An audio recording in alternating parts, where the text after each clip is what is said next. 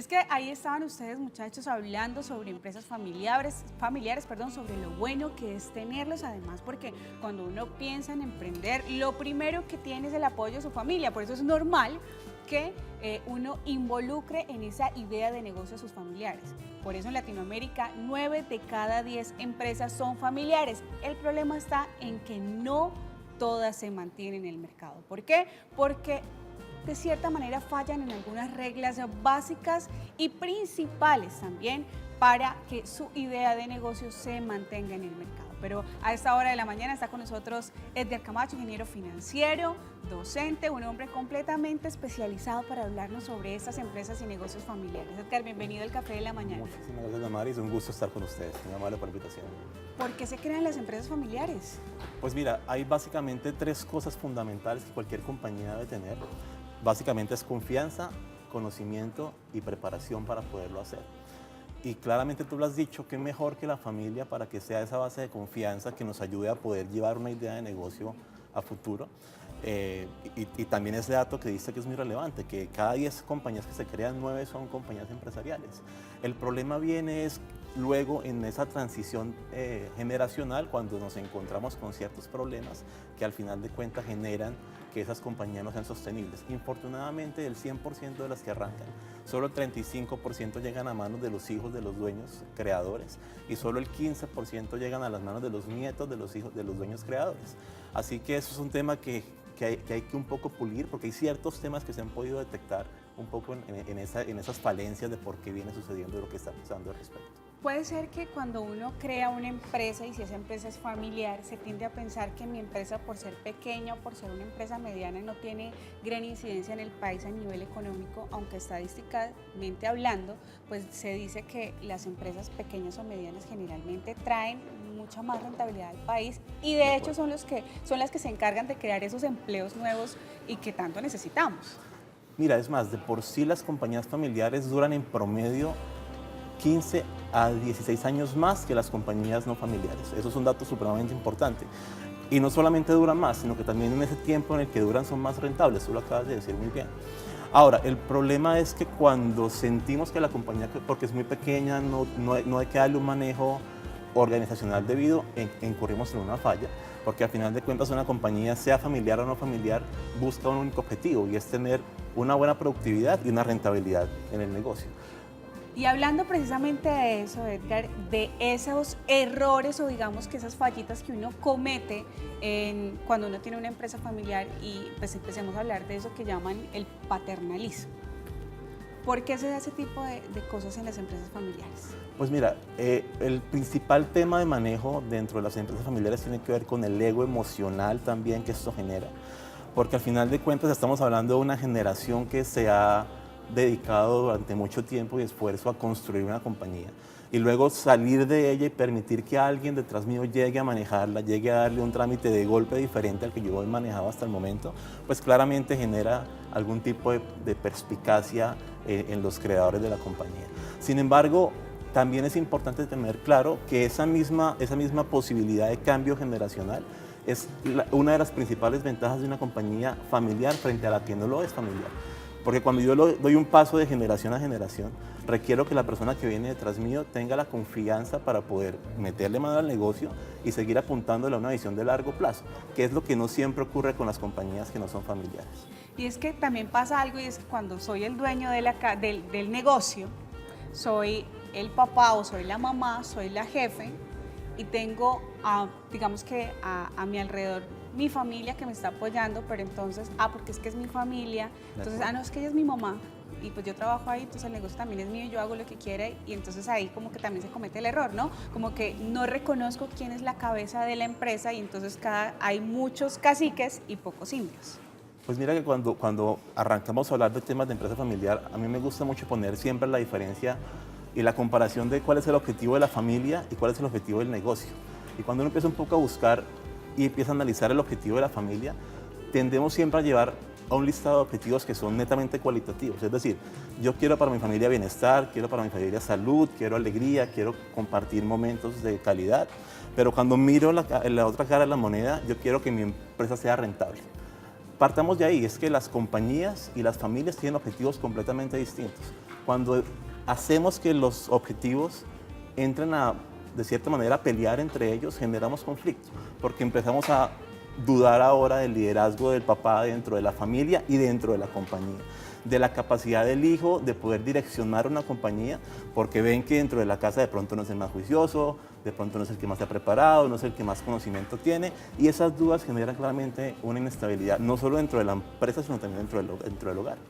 Y es que precisamente hablas de eso, de cuando no se es consciente de los talentos de cada familia. Ya mencionabas lo del hijo, ¿no? Entonces, porque es mi hijo, él tiene que ser el gerente. Y no siempre debe ser así, porque si esta persona no tiene la capacidad de liderazgo para su empresa, no quiere decir que no sea un líder y que no sirva para otras áreas, pero cuando se habla de ese liderazgo para dirigir la empresa, de pronto en esa área él no es bueno, pero sí puede ser bueno para llevar de pronto las finanzas, o es bueno para hacer la parte de producción o cualquier otra tarea dentro de su empresa o dentro de la empresa familiar, pero no precisamente para hacer gerencia, y de pronto ahí también se incurre en un problema. Pues mira, eso es lo que llamamos técnicamente el nepotismo empresarial. Es básicamente ese hecho de pongo a mi hijo, pongo a mi nieto, pongo a mi sobrino, porque es mi nieto, porque es mi sobrino, porque es mi hijo. Y cuando eso viene acompañado de capacidades, bienvenido sea, porque qué mejor que tener al hijo con capacidades y con confianza para dirigir el negocio. Pero cuando la capacidad no está, cuando el conocimiento no está, es claramente una gran dificultad. Ahora, en este orden de ideas es muy importante entender que hay unos tiempos en cuanto a esa transición generacional. Técnicamente y estadísticamente se habla que el tiempo más adecuado para dar el paso de una generación a otra está aproximadamente en 6 a 7 años. Es decir, el hijo del dueño debiera llegar al negocio 6 años antes a conocerlo, a arrancar desde abajo, a aprender cuál es el proceso, cómo funciona el negocio, cómo produce, cómo vende. Y después de 5, 6, 7 años ya tendrá un conocimiento mínimo del negocio para poder sentir que tiene la capacidad para dar un paso adelante. Y ahí viene otro problema, porque si mi hijo o mi hija no hizo esa tarea de seguir el paso a paso de mi empresa, y yo siempre he sido el que he estado o la que he estado pendiente de mi empresa y no preparo a nadie para que gerencie, pues en el momento en el que me enferme, en el momento que ya me sienta cansado, en el momento que ya las fuerzas me fallen, pues entonces se va a quedar mi empresa sin una cabeza visible para que la siga. Es inevitable que toda mala decisión tiene una consecuencia. En el corto o en el largo plazo, pero tendrá una consecuencia. Y normalmente en los negocios las consecuencias tocan siempre el bolsillo. Mira, cuando uno permite que las personas no calificadas entren a una compañía, y esto casi que es una generalidad, llámese familia o no familia, una persona que no tiene la capacidad normalmente va a querer rodearse con gente que tampoco tenga la capacidad que él tiene. Por una sencilla razón, y es que él no quiere sentirse amenazado en su capacidad de gerenciar un negocio. De tal manera que si yo permito que una persona no calificada entre al negocio, vuelvo y digo, sea o no sea familia, lo más seguro es que el entorno en el cual él se mueve laboralmente tampoco esté calificado. Y gente no calificada en el negocio claramente tendrá como consecuencia lo que ya conocemos, y es bajas rentabilidades y un negocio que seguramente pierde valor en el tiempo.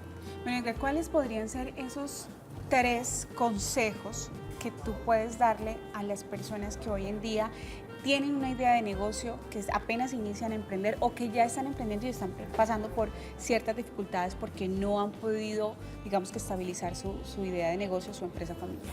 Pues mira, uno muy importante, y arranco desde el escenario que me cuentas, y es que están arrancando el negocio, es supremamente importante que se rodeen de gente que conozca cada una de las áreas de una compañía. A veces ese ego familiar lleva a que queramos hacer todo. Entonces, yo soy experto en finanzas, entonces yo quiero hacer finanzas. Pero entonces no soy experto en contabilidad, pero quiero hacer contabilidad. No soy experto en marketing, pero quiero hacer marketing. No soy experto en recursos humanos, pero también lo quiero hacer. Necesitamos rodearnos de gente que nos pueda dar la mano en cada área de experticia, porque de esa manera estamos logrando que la compañía nazca con buenas bases. El mejor momento para equivocarse en un negocio es arrancando, porque ese volverlo a hacer o esa reingeniería es más sencilla, ¿de acuerdo? Así que es importantísimo que nos rodeemos de gente capaz. Y hoy en día, y de por sí, en algunos casos con recursos del gobierno nacional, hay muchas iniciativas que llevan a esa posibilidad de que los emprendimientos nuevos puedan ir de la mano con expertos.